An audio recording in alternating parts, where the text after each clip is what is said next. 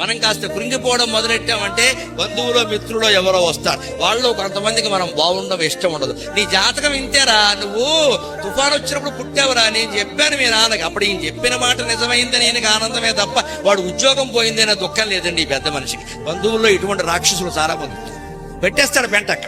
వీడు బాగుండకపోవడమే వాడికి కాదు. ఏవీ నమ్మకుండా మనం దానికి సాధన చేసుకున్నట్టయితే అదే సమయంలో మళ్ళీ ఉద్యోగాలు సంపాదిస్తాం ఖచ్చితంగా.